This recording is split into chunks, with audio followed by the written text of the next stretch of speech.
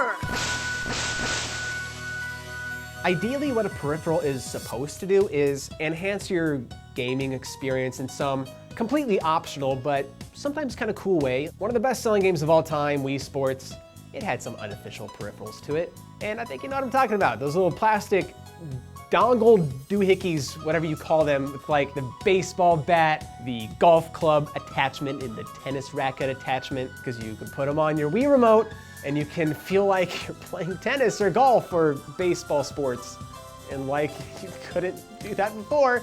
Nope, we have these now. Okay, you wanna feel like you're immersed in the game even more, that's fine. But you have no imagination if you bought one of those things, or you just don't know how to spend your money wisely, or you're an idiot and you thought it was necessary for some reason. Everybody's heard the horror stories of people throwing their Wii remotes through their nice plasma TVs or like smacking their friends in the face with the Wii remotes and stuff. So what's the thing that we need to do now? Let's extend the reach on these bad boys. All I do is throw that ball up in the air, and when oh, jeez, and there goes the tennis racket. They had one for bowling, and maybe even for baseball, where it had the Wii remote, and then they just stuck a plastic ball on the end. You didn't feel like you were holding the ball. You just felt like you were holding a Wii remote, and there's just a thing on the end, so it feels more like a mace. It's stupid.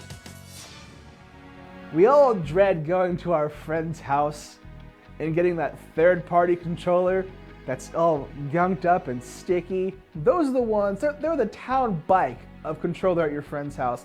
That's the one everyone else uses, not your friend. He has his good controller.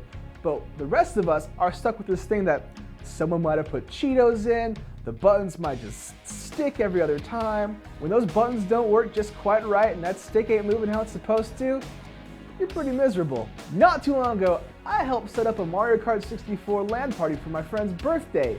And we had to kind of scrounge for 64s, get some controllers. Some got pulled out of closets, were dusty and sticky. And all I could think was, this was your childhood. You spent a lot of money on this console as well, on all your games and your controllers.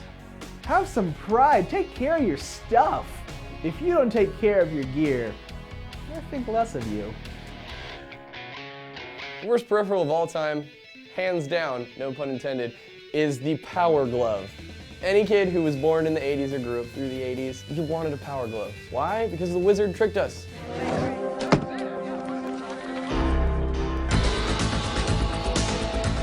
Oh my God, that's it. That's the next step in gaming. So they finally do it. They do the Power Glove, and you're like, all right, I have my hands on gameplay. I literally can reach into the game and play that bitch.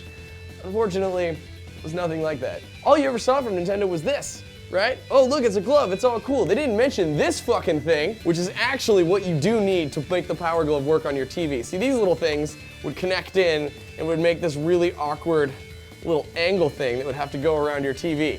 What's worse is because no one remembers that stupid triangle sensor that you have to have, so many times when you go to buy a Power Glove, all you're buying is this, because a lot of game stores don't know. So you pick up a Power Glove, you get home, you're like, let's find out how much of a piece of shit this thing really is. And you can't even do that because nobody had that monstrosity of a sensor.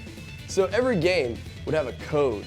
So you'd have this little book that came with the Power Glove for all the codes, like say, I'm playing Double Dragon. So the code for Double Dragon is like 1, 3, then you hit program enter or whatever. And now the Power Glove is set to the maximum controls that will be suited for you to kick ass at Double Dragon in a way you've never experienced before. The problem is, none of it ever worked like that. Like, you'd be sitting there and like,